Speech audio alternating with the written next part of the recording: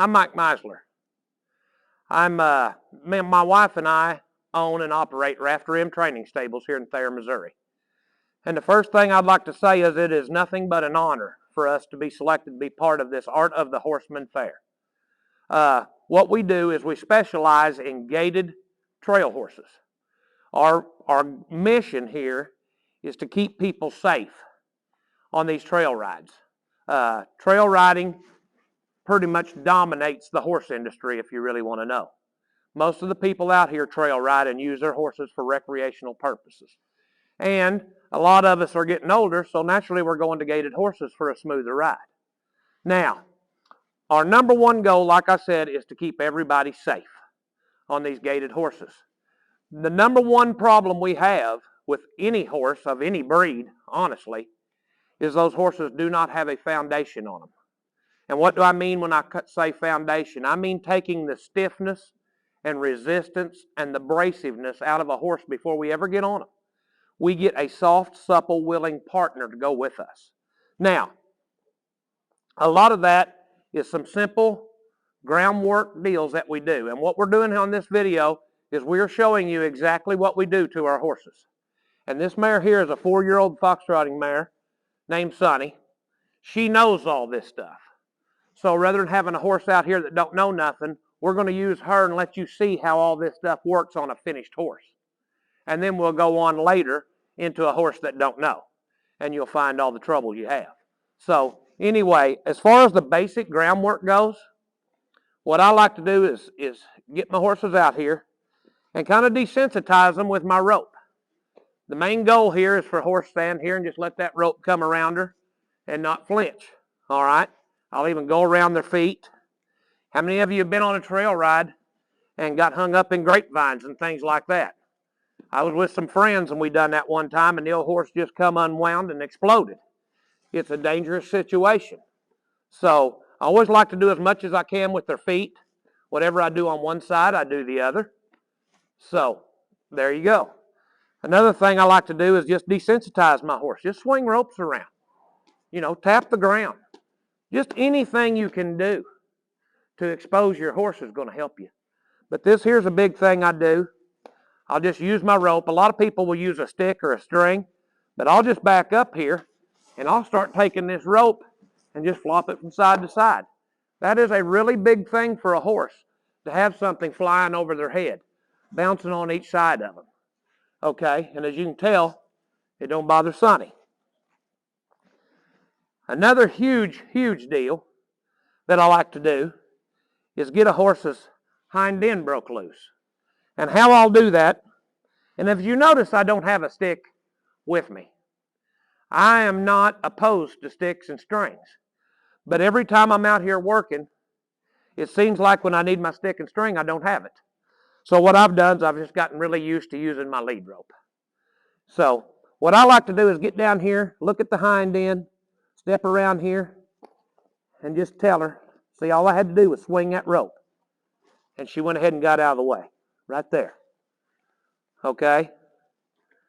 I like to get that hind end broke. Now what's happening when we're doing this, if you'll see this horse is bent? Most of your problems come from the rib cage. Your rib cage gets stiff. Okay? Doing these simple exercises of bending and moving the horse around will get the rib cage broken loose. Another big thing, when you do the rear end, I always like to do the front end. You know, get her to move that front end around. Come here. And as you can tell, Sonny's done this a time or two. Now there she kind of walked around with her buddy, but we're not getting down here to perfect deals right now. But as you can see, she knows the concept and all that. A lot of times, whenever you go on a trail ride, your horse is fresh and you're at a strange place. Okay? Strange horses around and everything, and the horse is kind of fresh. Whenever we go on trail rides, I like to take and lunge mine a little bit. You know, just move them around. And as you can see here, she's going around me, and she's not really pulling on me very much. That's because the horse is what I like to call soft and supple and light. Okay? And that there is just lunging level 1. Be able to stop, look at that hind end and push it away. Those are reasons why we disengage the hind end. So we can look at that and push it away. So now we'll ask her to go the other way. And she takes off. How many of you seen people doing this and that horse was dragging them from one end of this barn to the other? It's not very enjoyable. That's why I like to get my horses soft. And that way when they feel that pressure, they get off of it. That there is going each way on lunging level 1. I also like to step it up, step in front of its eye, change directions, all in one motion. Because what's happening? The ribs having to bend, and she's having to turn on her hind end and get away from me. You know. Now, here's another thing. I do not wear horses out before I get on them. I'm not going to come out here and lunge her and run her around me for an hour until she's just wore out and I can get on her and ride her off. So there's another exercise I really like to do, and it works the horse a lot harder. It gets the horse bending. It's called basically direct and drive or the sending exercise or whatever you want to call it. Now, I'll come over here to a wall and hold up my direction hand and just have her move over here. Here's your big thing, folks. These are simple exercises to do. I mean, if you can't ask your horse to walk over here and turn and face you, what makes you think you're going to be able to get on them and ride them? The problem is a lot of people do not do the simplest things with their horses, and yet they get on them and ride them. You cannot believe how many horses have come in this barn that people have bought as finished trail horses. Ladies and gentlemen, they do not know what this horse here knows. They have not had a foundation put on it. Foundation is what's going to keep you safe. A foundation is what's going to keep you from getting hurt. A foundation could very well save your life. So, these are just some of the things that I harp on. And just doing things like that. And as you can see, her body's bending. She has to stop. She has to start, bend, stop, go.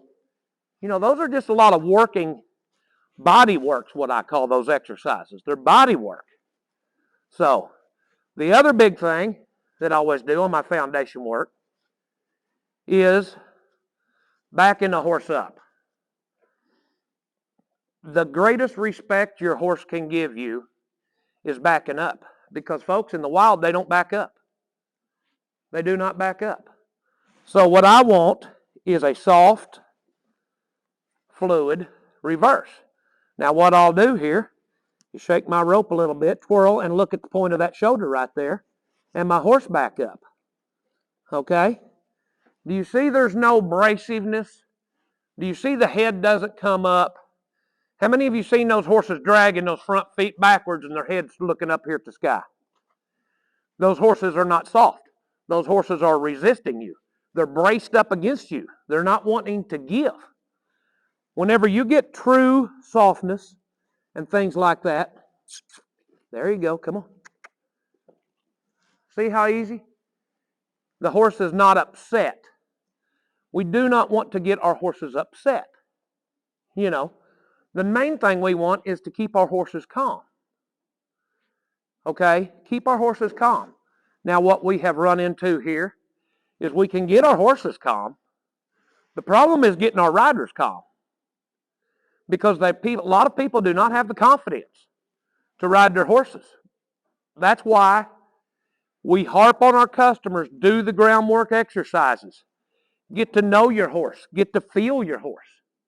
And things like that. Now, one of the biggest things that I believe in here is a one-rein stop. If you're riding down the trail and a covey of quail blow up in front of you, let me tell you something, folks, that scares me when they do it, let alone your horse. And your horse is going to react because I'd react. The main thing I want people to get in the habit of doing, instead of pulling back with two hands, what happens when you pull back with two hands? You get stiffness from here all the way through the body. What I want you to do is pull their head around and do a one-rein stop. Get control of your horse. In order to do a one-rein stop, your horse has got to be soft.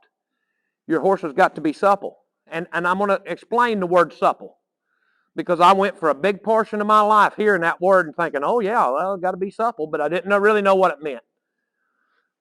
When you've got a horse supple, what that is you are having him move gracefully with his body bent. That is supple, okay? So that's what we got to have our trail horses, especially our gaited trail horses. Because when I talk about gaited trail horses, everything I've talked about throughout this video right now, for the most part of the gaited horse industry, I might as well be speaking Chinese, because they don't do it. And I am going to do it. And I'm going to have a safe, reliable trail horse.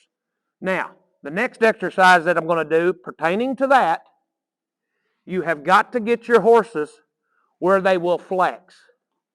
Now, I want you to look at this. I've just got a hold of that with my thumb and my middle and my index finger. And I pull her around and she comes around here and touches her side. You know, you've got to get these horses soft where when they feel that pressure, they come around and touch their side. What you do on one side, you must do on the other. You know, come here, right there. Now, a lot of times if they want to get lazy, I'll sit here and take and kind of bump them a little bit. You know, say, hey, get off that. Come up here.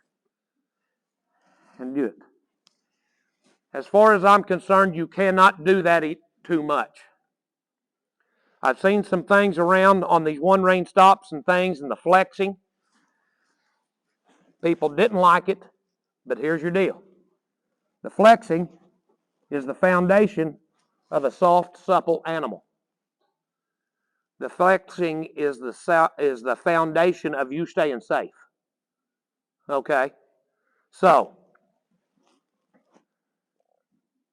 these right here are just some of the simplest things that we do, but every one of them is very important as the other one is.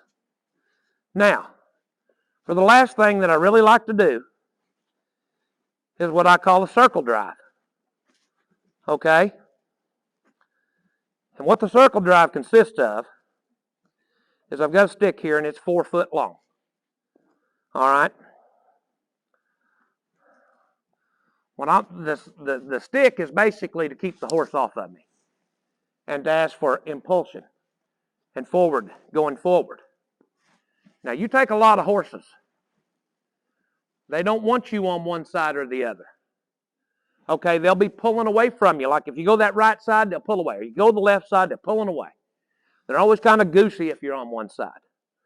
Horses that are really spooky is another one.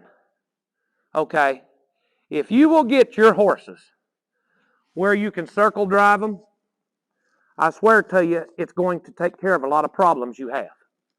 And this right here is what I want. See, I'm just tapping her with that stick saying, here, come on up here. Notice I'm keeping my belly button away from her. And the reason I'm doing that, because if I'd turn into her, I'd drive her away. Because that's how she's been trained. Now, what you do on one side, you do on the other. So now I'm going to sit here and look at that hind end, push it away. This is circle driving level 1. You know. And you don't want it herky-jerky.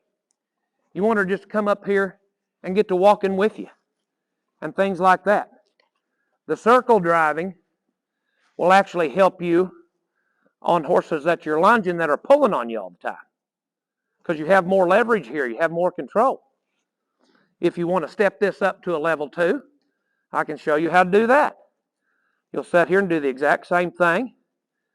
But what you need to do is have a little bit of hand, rein, coordination, and stick. What I'll do is I'll stop.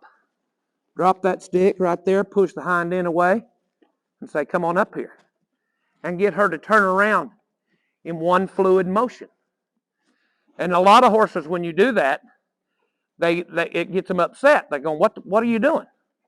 But as you can see, it is not getting this mare upset. See, I'm pushing her away with my body. and my eyes looking at that hind end. So, guys, these are just some of the things that everybody that trail rides needs to have their horses able to do. These are great, great foundation exercises. And as you can tell how the horse acts, her head's down, her ears are forward. She's kind of sitting here paying attention to me, but she's not all looking all over the place and all this and that. We have her attention. These are the things that we're begging you to stay safe. Let us help you.